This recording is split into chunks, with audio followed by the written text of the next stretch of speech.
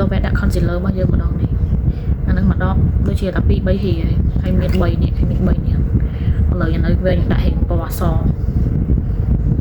សហេងចេះមួយទៀតហេងបែកថ្នោតហេងពណ៌ចេះតែនេះហេងកម្ៅ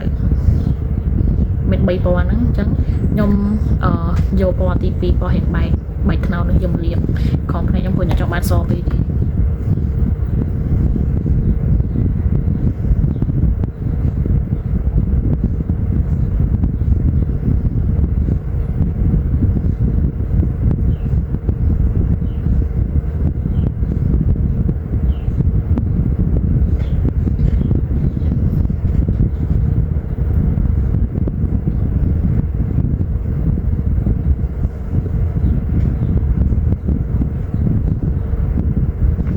គឺខ្ញុំដាក់ផ្លែគឺខ្ញុំដាក់ផ្នែកសងខាងចេះថ្ងៃ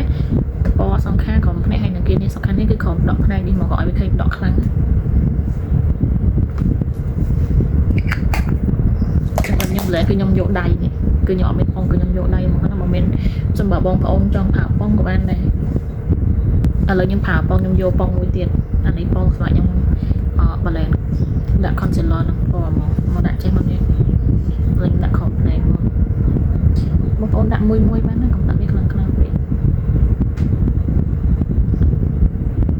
ឥឡូវខ្ញុំនឹងបន្លែតែមកខាងនេះបងប្អូន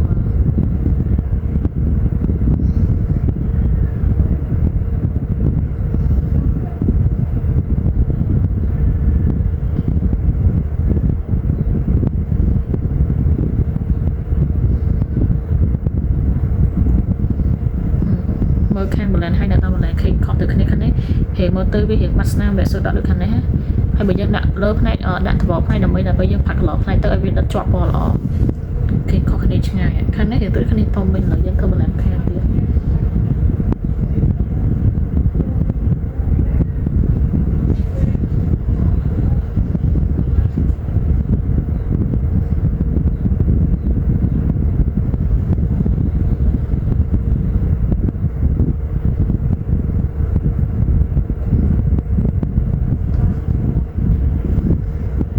មុខស្មើគ្នាល្អ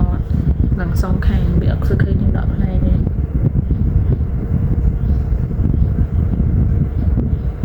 ឡូវដល់ពាក់ color ផ្នែករបស់យើងម្ដងនេះខ្ញុំដឹងថា brand អីខ្ញុំដឹងថាយើងផាត់លេងប្រចាំថ្ងៃអញ្ចឹងយើងប្រើតាណាទូថ្លៃបាននេះអ្នកឃើញបងប្អូនឃើញមានឆតនេះឃើញវាឆតខ្លាំងមែនតើហើយមានលក្ខសង្កពណ៌មានកពណ៌ឆតណាហើយមួយហ្នឹងតែ10000ចំណេញខ្លាំង10000ហើយពណ៌ស្ទពណ៌ដិតល្អបងមកសមើលពណ៌វាដិតល្អណានេះឃើញពណ៌នេះអីមើលលើស្បែកហ្នឹងមើលពណ៌ដិតល្អណាពណ៌នេះ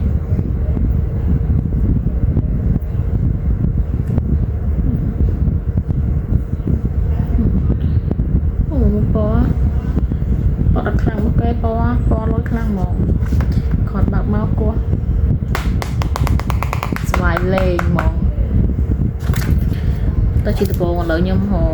ពណ៌មកផាត់ដំបូងផ្នែកខាងលើសម្រាប់ពណ៌ផាត់ខាងគឺយកពណ៌ហេងស្ដើងមកឥឡូវខ្ញុំផាត់ឈូកឥឡូវខ្ញុំធ្វើ make up បែបពណ៌ឈូកម្ដងឥឡូវខ្ញុំហៅពណ៌ហើយយកពណ៌នេះឥឡូវខ្ញុំធ្វើដៃមើលមកឃើញពណ៌បែបឈូកធ្វើការគូសវាសិនបើអត់គូសទេស្មើអានឹងផាត់ស្មៅផ្នែក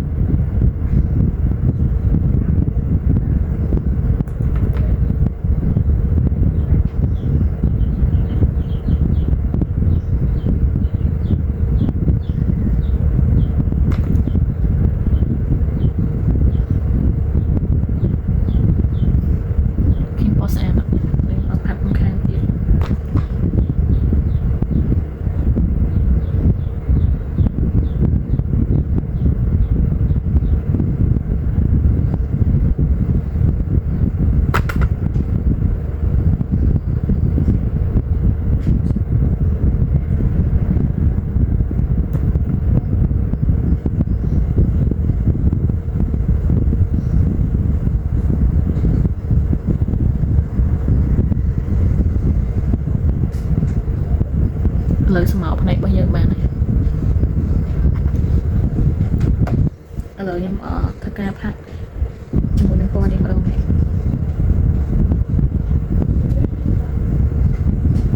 ពណ៌នេះហេងបាច់ជុកខ្លាំងតិចអានេះខ្ញុំបាត់លេខបឋមនេះបាន2ជាន់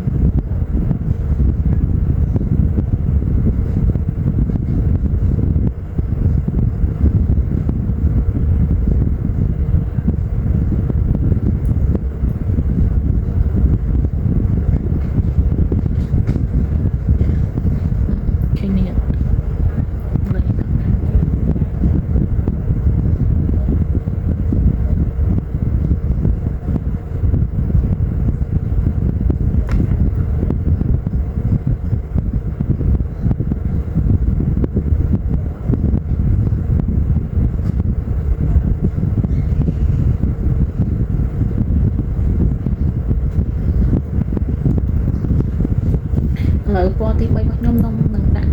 ហេងនេះពណ៌អីអូខ្ញុំនឹងដាក់ពណ៌ឈូកនេះបងប្អូននេះពណ៌ឈូកហេងដុតនេះពណ៌ឈូកនេះសស្អាតទេពណ៌នេះភ្លើហ្នឹងភ្លើភ្លើ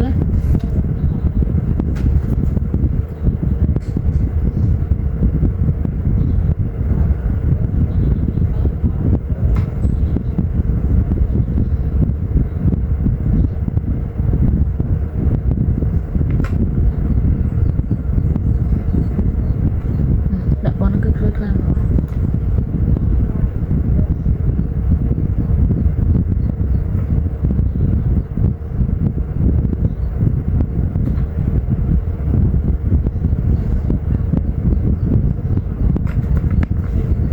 ឥឡូវយើងធ្វើការយកពណ៌ពីរនេះមកដាក់ក្នុងផ្នែករបស់យើងដាក់ក្នុងផ្នែកចេះបដិញបដិ